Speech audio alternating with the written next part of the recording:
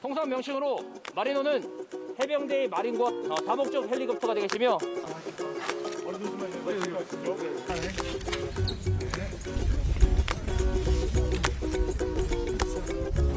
대한민국 육군들이 제일 족구 잘한다면 제가.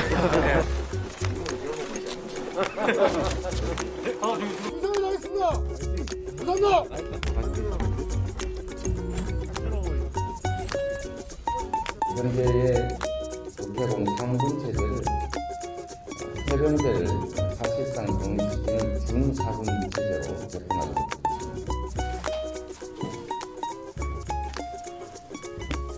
인류에게는 땅이 있고 물이 있고 만질 수 있는 물리적 지구가 존재했습니다. 그러나 이제는 우리 모두가 다른 차원의 지구, 디지털 지구와 살아가게 될 것입니다. 상생 협력 관계를 통해 동반 성장 문화를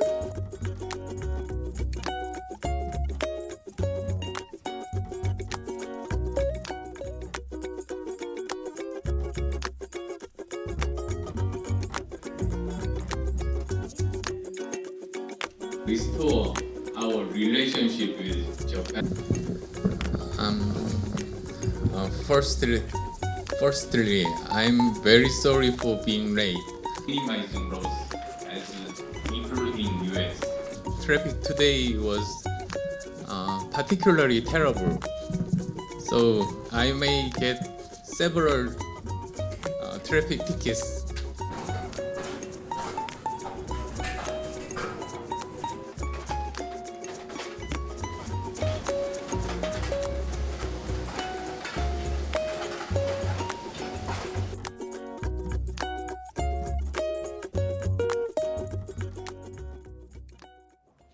네, 못 잡으면 끝장이다. 설 연휴 민심의 최대 변수가 될 대선 후보 TV 토론. 앞서 전해드린 대로 일단 설 전날 이재명 그리고 윤석열 두 후보만의 토론이 예상되고 있습니다. 설 연휴를 앞둔 대선 후보들의 움직임 그리고 향후 민심 향배 짚어보도록 하겠습니다. 나이트 포커스 오늘은 전예현 시사평론가 또 이종훈 시사평론가 두 분과 함께하겠습니다. 네, 안녕하십니까? 안녕하세요. 안녕하십니까? 최근 들어 이제 설 민심해서 한번 생각을 해봤는데 역대 대선은 주로 12월에 있었고요. 19대는 좀 달랐습니다만 그렇다 보니 추석 있다가 한 2달 정도 있다 대선이 있었는데 이번에는 지금 설 민심, 설이 이제 2월 초니까 딱 한 달여 앞둔 시점에 최대 명절이 버티고 있는 그런 대선이에요. 네, 네. 그러니까 굉장히 이례적이죠. 그래서 이제 설 밥상 민심이 더욱더 이제 네. 중요할 수밖에 없는 이제 그런 그 대선이라고 할 수 있는데 과거에 제7대 대선이 4월 달에 치러진 적이 있긴 있습니다. 그때 비교적 이제 설하고 좀 근접했던 적이 있긴 있는데 그건 뭐 굉장히 예외적인 이제 그런 경우다. 그러니까 이번 대선 역시 그런 경우에 해당한다 이렇게 이제 봐야 되는 거죠. 네, 그래서 후보들도 더욱더 분주하고 그래서 이번 설 민심을 최대 분수령 이렇게 꼽는 것 같습니다. 자, 그렇게 설 연휴를 앞둔 직전에 여론조사 결과가 나왔는데 일단은 양강 후보가 동률을 기록을 했습니다. 이번 여론조사 결과만 놓고 봤을 때는 이재명 후보가 35%, 윤석열 후보 35%, 심상정 후보 4%, 안철수 후보 15%. 자, 전 평론가님 어떻게 좀 보고 계십니까? 예, 정말 이제까지 이런 대선은 없었다는 것 같습니다. 정말 양강이 어떤 팽팽하다고 보는데 이 부분은 제가 보기에는 일단 네. 지지층이 이제 거의 결집하는 형태로 가고 있다 이렇게 해석을 할 수 있겠고요. 다만 이제 안철수 후보가 17%까지 갔다가 15% 정도로 조금 떨어졌는데 네. 아마 이런 지지층의 결집이 제3 후보에게는 이보다는 좀 득보다는 조금 감소 요인을 촉진시키는 요인이 될 수 있다. 이런 신호로 아직은 적지만 볼 수 있겠고요. 네. 또 주목할 부분이 있습니다. 심상정 후보가 지금 뭐 그렇게 높은 득표율은 하고 있지 못하는 상황입니다. 하지만 제가 세대 분석에서 다시 말씀드릴 텐데요. 예. 20대에서의 심상정 후보의 지지율은 12%입니다. 그러니까 네. MZ세대의 어떤 동향은 다시 한번 살펴볼 필요가 있다 이렇게 생각을 합니다. 네. 한 번 네. 더 계속. 네. 그러니까 뭐 최근에 일련의 여론조사 결과가 좀 편차가 좀 심해요. 예, 그래서 뭐 뭐를 기준으로 과연 이제 얘기를 해야 분석을 해야 정확할지 좀 참 말씀드리기도 좀 모호한 그런 그 상황이긴 한데 네. 뭐 한국갤럽 같은 경우에는 뭐 계속 정례 조사를 하는 기관이기 때문에 예. 추세적인 것을 우리가 좀 염두에서 좀 보면 될 것 같고, 예. 그러니까 윤석열 후보가 뭐 소폭이지만 지지율이 이제 좀 상승을 했고 공교롭게도 또 그만큼 2%포인트가 또 안철수 후보가 빠졌어요. 예, 그래서 뭐 최근에도 그런 분석들이 많이 나오긴 했습니다만 예. 그러니까 이 한동안 윤석열 후보의 여러 가지 악재가 불거지면서 안철수 후보 쪽으로 갔던 예, 표심이 조금 되돌아오고 있는 그런 그 모습은 조금 확인이 된다. 이제 그래서 사실은 이제 안철수 후보 측은 좀 굉장히 부인하고 싶겠으나 최근에 이제 지지율 상승은 다분히 반사적인 이익이 있었던 측면이 이제 있는 거고요. 여기서 이제 더 지지율을 높이려면 뭔가를 정말 보여주지 않으면 안 되는. 그러니까 양강 후보 이상으로 어떤 이슈나 정책 면에서 압도할 수 있는 뭔가가 좀 필요한 그런 시점이고요. 하여튼 그 35%라고 한다면 우리가 통상적으로 그러니까 진보 보수의 핵심 지지층들이 이른바 콘크리트 지지층들이 양쪽 다 한 35%는 기본 되는 거로 보고 있거든요. 네. 그러면 이제 이 여론조사만을 놓고 우리가 이야기를 하자면 여전히 이제 중도층 같은 부동층이 경우에는 늘었다. 예, 부동층 같은 경우에는 아직 표심의 향방을 확실하게 지금 결심을 안 한 단계다. 이렇게 지금 볼 수 있지 않을까 이렇게 생각합니다. 네. 그러면 연령별로 한번 잠깐 볼까요? 일단 이재명 후보는 30대에서 우리가 주로 20, 30 이렇게 좀 분류를 했었는데 이번 조사 같은 경우는 이재명 후보가 30대에서 좀 높은 것으로 나오고 있고 20대의 경우는 윤석열 후보가 우세한 것으로 나오고 있는데 어떻게 좀 해석할 수 있을까요? 먼저 20대를 살펴보면은요, 한마디로 여권에 뿔났다 이것인 것으로 보입니다. 이재명 후보 지지율이 지금 11%로 나오는데 그렇다고 진보 보수만으로 나누기 좀 어려운 것이 심상정 후보의 지지율이 12%가 나왔거든요. 그러니까 이 부분을 좀 유심히 볼 필요가 있고요. 네. 윤석열 후보가 31%, 안철수 후보가 21%이고요. 네. 의견 유보가 21%로 굉장히 높은 편입니다. 그래서 제가 보기에 20대는 윤석열 후보가 상대적으로 우위를 점하고 있기는 합니다만 여권에 화가 난 20대층이 아직은 그래도 다른 층에 비해서는 탐색기를 갖고 있다 이렇게 분석을 하고요. 네. 30대의 경우에는 이재명 후보가 38%고 윤석열 후보가 27%입니다. 저는 이걸 어떻게 해석을 하냐면 네. 사실 30대는 이명박 박근혜 정부에서의 공과 가를 다 본 세대이잖아요. 그래서 현 여권에 대해서 화가 나서 제1야당 후보에 대해서 관심이 물론 있지만 그렇다고 압도적으로 몰아주기에는 아직은 마음이 돌아가지 않았다. 그래서 상대적으로 그동안 개혁을 외친 이재명 후보에 대한 관심도 높다. 이렇게 해석을 합니다. 네, 평론가님은요? 네. 20대는 역시 이대남 표심하고 이대녀 표심이 조금 나뉘는 것 같아요.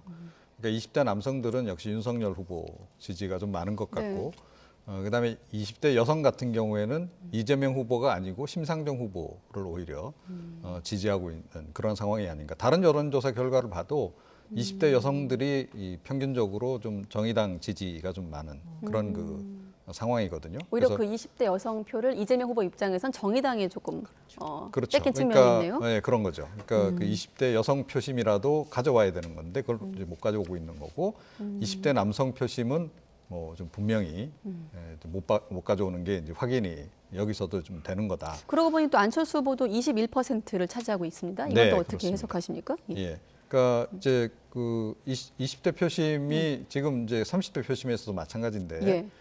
지금 두 후보 그러니까 중도 보수 다 합쳐서 보면 그러니까 지금 반반으로 좀 나뉘어 있는 그런 좀 양상을 보이고 있는 거죠. 그러니까 반반이라고 하면 윤석열 후보와 안철수 후보를 그렇습니다. 말씀하시는 거죠? 그래서 이것도 역시 이제 제가 보건대는 윤석열 후보로 워낙 좀 초기에 갔다가 안철수 후보 쪽으로 좀 다시 좀 이렇게 이동을 한 그런데 그중 일부가 최근 들어서 다시 또 윤석열 후보 쪽으로 돌고 있는 그런 전반적인 흐름을 좀 읽을 수 있지 않나 이렇게 생각합니다. 그런데 제가 한마디 붙이고 싶은데 네.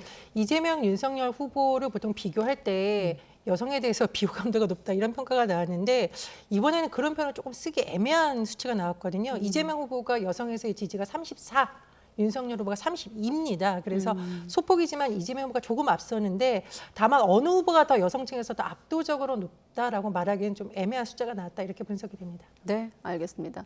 앞서 그 대선을 앞두고 설 연휴가 버티고 있다고 했는데 또 이번 설 연휴를 기점으로 또 토론 문제가 또 계속 오락가락하면서 이게 어떻게 되는 것인가 또 연일 지금 이 문제를 다루고 있습니다만은 오늘 같은 경우는 일단은 선양자 후 다자 토론으로 가닥을 잡았거든요. 자, 후보들 얘기를 먼저 듣고 나서 이 문제를 다뤄보도록 하겠습니다.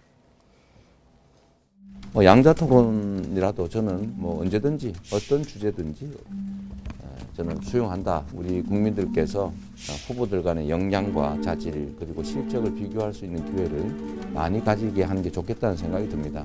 여러 차례 양자 토론을 좀 했으면 하는 게 제 바람입니다. 또 질문할 것도 많고 그리고 뭐 사자 토론도 협의되는 대로 하여튼 뭐 하겠습니다.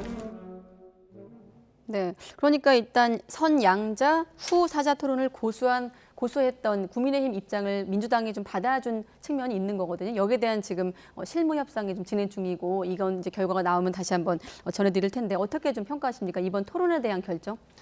저는 좀 굉장히 아쉽다고 생각을 합니다. 이거 뭐 진보 보수를 떠나서 유권자 입장에서 법정 토론이 지금 3회가 예정이 되어 있고 그럼 네. 도대체 몇 번의 토론을 보고 유권자들이 판단을 하라는 건지 좀 빨리 실무협상 마무리됐으면 하고요. 예. 두 번째로 지상파 3사 TV 토론, 양자 토론 안 된다고 한 취지를 한번 살펴봐야겠죠. 후보들에게 공정한 기회를 줘야 된다는 것이고 무엇보다 유권자의 알 권리를 강조했습니다. 네. 그러면 안철수 후보를 지지하거나 심상정 후보를 지지하는 국민들은 국민이 아닌가요? 그건 아니잖아요. 그리고 진보당이라던가 제3지대에서 제기할 수 있는 양당 정치의 문제점이라던가 또는 노동행세에 특화된 정책 국민들 알고 싶을 겁니다. 네. 그런 면을 빼고 너무 양자 토론으로 가는 것이 과연 지금 상황에서 국민들 입장에서 좀 받아들일 수 있을지 의문이고요. 참고로 국민의힘의 이용호 의원이 법원 결정에도 불구하고 양자 TV 토론 계속 주장하는 것에 대해서 옹졸하다 이렇게 평가를 했습니다. 이런 부분 좀 국민의힘이 듣고 입장을 바꾸면 어떨까 그런 생각이 듭니다. 네, 일단 양자 토론 같은 경우는 아시다시피 TV 공동 중계가 아니고 방송사가 주최하는 방식이 아니고 양측이 진행하는 개별적인 행사거든요. 더불어서 어떻게 좀 평가하십니까? 그러니까 지금 보니까 전체적으로 그동안 서로 이제 계속 공방들이 좀 있지 않았어요? 예. 이쪽에서 제안하면 저쪽에서 약간 좀 지연시키기도 하고 서로 이제 그러면서 여기까지 이제 오게 된 건데 각자 어떻게 보면 자기에게 유리한 판으로 이 토론회를 끌고 가고 싶은 거죠. 윤석열 후보가 그러면 왜 다자보다는 양자 토론에 집중을 하려고 할까? 네. 그러니까 처음부터 양자 토론 제안할 때 이야기를 했어요. 대장동 이슈를 가지고 하자. 예, 그래서 대장동 이슈만큼은 윤석열 후보가 자신이 있다라고 지금 이제 생각을 하는 것 같아요. 그럼 앞서 윤석열 후보가 질문할 것도 많고라는 건 아마 대장동 의혹 같은 걸 얘기하는 그러니까 걸까요? 처음에 양자 토론을 민주당에 제안할 때 그 네. 얘기를 이미 했거든요. 그래서 대장동 토론회로 아예 하자라고 얘기도 했었고 그래서 그 부분은 뭐 본인이 이제 과거 수사 경험도 있고 하니까 또 그런 거하고 연관도 좀 많이 돼 있고 그래서 대장동 이슈만큼은 내가 확실히 주도적으로 뭐 끌고 갈 수 있을 것 같다 이 생각을 지금 하는 것 같아요. 근데 사실은 길고 짧은 건 대봐야 아는 이제 그런 상황인 거고요. 네. 이제 뭐 이재명 후보는 뭐 워낙부터 이제 본인은 토론에 자신 있다 이렇게 이야기를 했기 때문에 양자도 괜찮고 뭐 사자도 괜찮고 지금 그렇게 좀 이야기를 좀 하고 있는 그런 상황인데 네. 한때 살짝 좀 망설이긴 했었죠. 네. 민주당 쪽에서. 예. 양자 토론 제안 처음 국민의힘에서 했을 때 살짝 좀 뒤로 뺐어요. 그럼 그때 왜 그랬는가? 네. 그때도 역시 이 자칫 이 판 자체가 저쪽 홈그라운드가 될까 봐 이제 그걸 걱정한 거죠. 그래서 이슈 부분도 좀 조율을 해야 될 것 같고 대장동 이슈로만 해서는 곤란하니까 또는 이제 본인이 또 집중적으로 부각시키고 싶은 또 이슈가 있지 않겠습니까? 네. 그런 쪽으로 끌고 가기 위해서 시간을 그때 좀 끌었던 것 같아요. 그래서 서로 지금 그런 그 힘겨루기를 하고 있는데 그걸 지켜보는 국민들은 매우 짜증난다 한마디로. 예. 그리고 이번에 뭐 사법부에서도 그 부분을 언급을 하긴 했는데 그러면 국민의 알 권리는 언제 보장할래? 이제 이런 얘기죠. 네. 그러니까 이건 모든 후보 공이 다 마찬가지인 그런 겁니다. 그래서 사실은 지금 벌써 토론이 이루어졌어도 여러 번 토론이 이루어졌어야 한다라고 저는 보고요. 양자 토론도 하고 다자 토론도 하고 벌써 몇 차례 했어야 된다라고 봅니다. 그런데 지금 굉장히 때늦은 감이 없잖아 있다. 그런데 그조차도 지금 서로 좀 자기에게 유리한 방향으로 끌고 가려고 애쓰는 그런 그 어떻게 보면 좀 힘겨루기만 이렇게 좀 눈에 띄어서 좀 상당히 눈에 거슬린다. 네. 이렇게 좀 지적을 하지 않을 수 사실 없습니다. 뉴스 속에 토론이란 말은 굉장히 많이 등장했지만 한 번도 토론은 본 적이 없고 그런데도 토론에 대한 피로감은 좀 높아진 그런 상황인데 앞서 평론가님께서 국민의당 안철수 후보 또 정의당 심상정 후보 얘기하셨습니다만은 일단 두 당은 법원의 결정을 무시한 양당의 담합행위다라는 기존의 입장을 반복하고 있는 상황인데 어떻습니까? 앞서 그 평론가님께서는 윤석열 후보 입장에서 봤을 때 속내가 이재명 후보의 약점을 좀 부각하기 위한 어떤 속내가 있을 것이다. 양자 토론에 대한 어떤 의지가 이렇게 해석하셨거든요. 일각에서 뭐 가상 연습도 하고 있다 이렇게 알려지기도 하고 있고요. 양자 토론에서 어떤 서로 전략을 짜고 있을까요? 윤석열 후보가 근데 이 대장동 의혹을 하는 것은 저는 양날의 칼과 같다고 생각을 하거든요. 대장동 의혹은 사실은 지난해 국정감사에서부터 국민의힘 의원들이라든가 대변인단이라든가 또 이외 장애에서 계속 설전을 펼치고 있는 부분인데 실체 규명을 과연 토론회에서 할 수 있을까가 좀 의문입니다. 만약 토론회에서 실체가 명명백백하게 밝혀질 수 있다면 얼마나 좋겠어요. 그런데 이것만 제시를 한다면 국민들이 좀 짜증이 나지 않을까 이런 생각이 들고요. 이걸 보려고 우리가 이렇게 토론회를 기다렸나 이런 말 나올 수 있다고 보고요. 아마 이재명 후보 측은 그 이슈보다는 또 뭐 기타 그동안 가족 리스크보다는 본인의 행정적인 능력, 경제 이슈, 미래 이런 쪽으로 좀 많이 강조를 할 것으로 보입니다. 이재명 후보가 최근 들어서 다시 소상공인 정책이라든가 이런 부분 강조하고 있거든요. 그래서 코로나19 상황이 정말 어려운데 경제를 제대로 이끌 후보가 누구냐, 검증된 후보가 누구냐를 중심으로 이슈를 끌고 가지 않을까 생각이 듭니다. 네. 알겠습니다. 이제 남은 거는 일단 양자 토론은 어느 정도 이제 가닥이 나왔고 사자 토론이 어떻게 되는 것인가 그리고 그 어떤 토론의 주제라든지 뭐 사회자 진행자를 어떻게 좀 선정하는지 이런 것들이 남아 있는데 난관이 있다면 어떤 게 좀 있을까요? 뭐 가장 핵심은 역시 그 토론 주제가 될 것 같아요. 사실은 주제를 사전에 정해도 그대로 진행되지도 않습니다. 후보자들이 보통 우리가 TV 토론 많이 봤지만 네. 자기 하고 싶은 얘기 위주로 계속해요. 네. 질문하고 좀 상관없이도 계속 하거든요. 또 솔직히 선거 전략가들이 옆에서 그렇게 코치를 하기도 합니다. 예, 어차피 시간은 한정돼 있기 때문에 그 네. 한정된 시간 동안에 당신이 준비한 얘기를 최대한 가서 하고 와라. 이렇게 사실은 또 코치를 해요. 그래서 이제 그렇게 전개되는 이제 측면이 없잖아 있는데 네. 역시 이제 윤석열 후보는 이번에 양자 토론이 이제 벌어지게 되면 대장동 이슈를 아마 집중적으로 제기를 하려 들 가능성이 좀 높다. 그런데 저는 그 전략이 그렇게 좋은 전략이라고 생각하지 않습니다. 그러니까 네거티브전을 펼치는 거는 상당히 그 위험 부담이 따라요. 그동안에 우리가 좀 많이 보지 않았습니까? 네. 이제 그런 부분을 좀 고려를 해야 된다. 그리고 국민이 지금 이 시점에서 지금 사실은 국민들이 뭘 원할까를 좀 생각해야 되는데 지금 원하는 거는 그동안 뭐 비전이라든가 공약 부분을 대해서 별로 언론도 다루질 않았고 후보자들도 그렇게까지 뭐 적극적으로 발표를 많이 안 했고 네. 최근에 와서 어떻게 보면 몰아치기로 막 발표하고 있는 그런 상황이어서 그걸 더 알고 싶을 거다라는 거죠. 그래서 그 부분 뭐 부족하면 부족한 대로 준비된 정도 수준이라도 갖고 나와서 국민들에게 그거를 이해를 시키고 상대 후보하고 비교할 수 있는 그런 기회를 만들어 주는 것이 저는 훨씬 더 유리한 전략이 될 거다라고 생각하고 있고요. 네.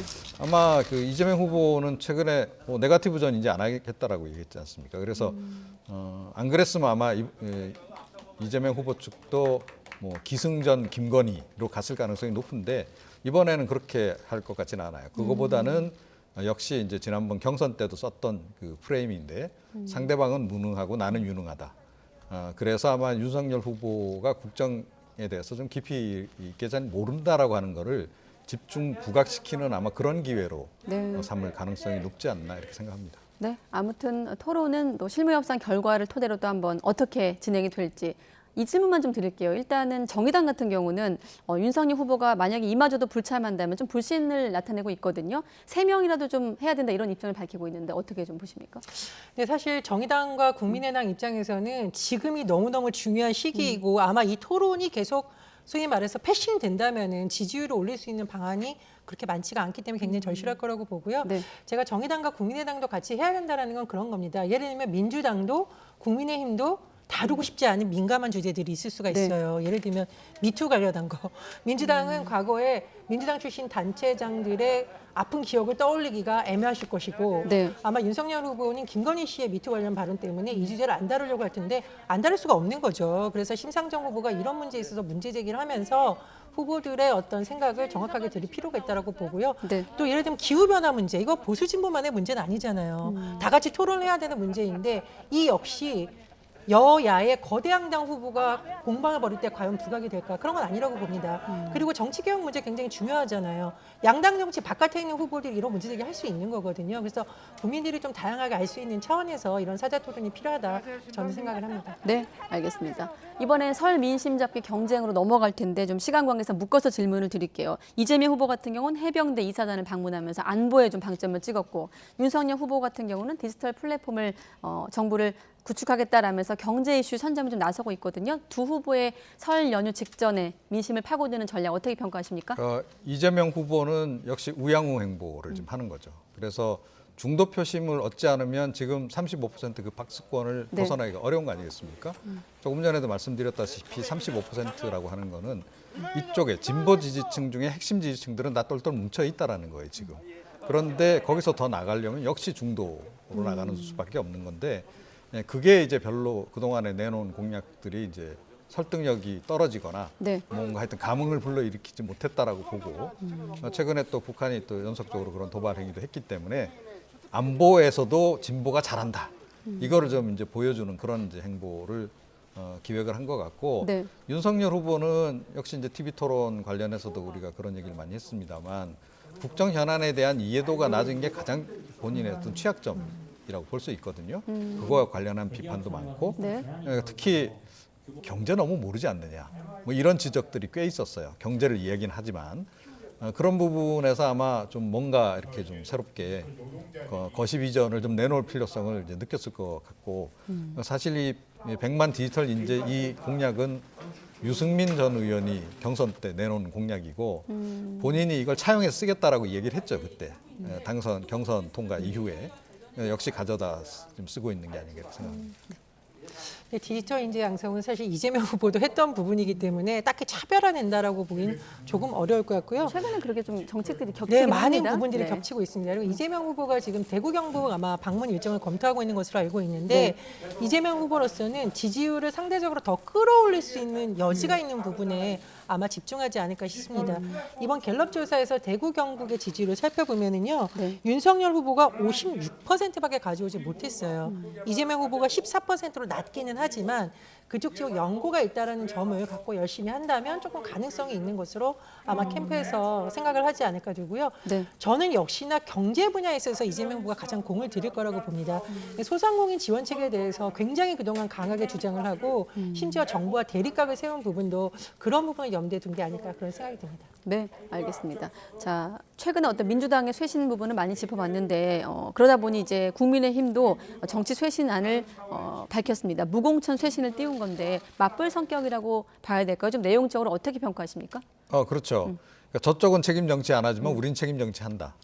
그걸 이제 대비시켜서 보여주고 싶은 거죠. 네. 그러니까 물론 이번에 이제 민주당이 보궐선거 때 무공천 하겠다라고 이제 얘기를 했는데 이게 이제 진정성이 없다라고 지금 많이 지적이 나와요. 왜냐하면 지난번 서울시장, 부산시장 보궐선거 때는 당원 당규까지 막 바꿔가지고 급히 결국 이제 내보내지 않았습니까? 네. 이제 그랬던 이제 전력이 있기 때문에 이번에 사실은 무공천 한다라고 약속은 했지만 그걸 그렇게 진정성 있게 바라보질 않는 겁니다. 일반 국민들도. 네. 그래서 이게 이제 국민의힘으로서는 굉장히 좋은 이제 반면교사가 된 거죠. 네. 그러니까 우리는 확실하게 책임 정치하는 모습을 보여주겠다.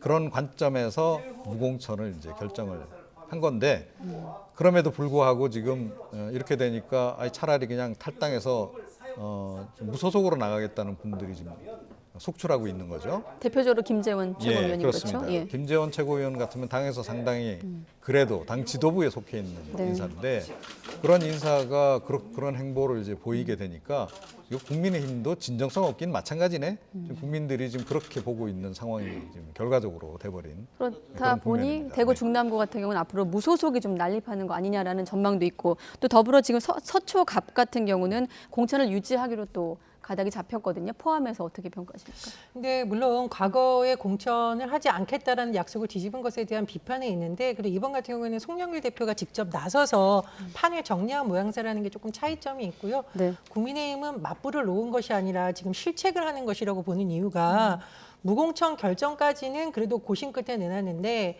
평론가님도 말씀해 주셨듯이 평당원도 아닌 최고위원이 지금 무소속으로 출마를 하겠다라는 것이 참 지금 지도부를 좀 난감하게 만드는 부분이 아닐까 생각이 들어요. 네. 이준석 대표도 뭐 산처럼 무겁게 했으면 좋겠다는 취지의 발언을 했던데 이 부분은 김재원 최고위원이 좀 많이 비판을 받지 않을까 생각이 들고요. 나아가서는 개인에 대한 비판을 넘어서 국민의힘이 지금 내놓고 하는 무공천 방침 자체를 좀 약간 희화화시킬 수 있는 그런 잠재적인 요소라고 봅니다. 네, 알겠습니다. 시간이 거의 다 됐는데 각각 1분씩 드리겠습니다. 오늘 이 시간을 통해서 여론조사도 짚어보고 또 토론을 둘러싼 공방도 짚어본 건 마지막 이 질문을 좀 드리기 위한 게 아닌가 싶은데 대선 D-41입니다.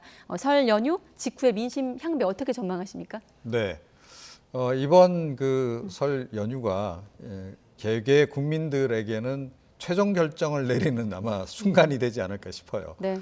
뭐 보통 이제 설 연휴 때 되면 가족들이 모이고 또 한국 사람들이 또 굉장히 정치에 관심이 많습니다. 그래서 술자리에 꼭 마지막에는 정치 얘기가 나오기 마련이고. 그걸 준비해서 가시는 분들도 계시더라고요. 네. 그런데 그러다가 또 싸우기도 하고, 네. 예, 이제 집안에서 분란 요인이 되기도 하고.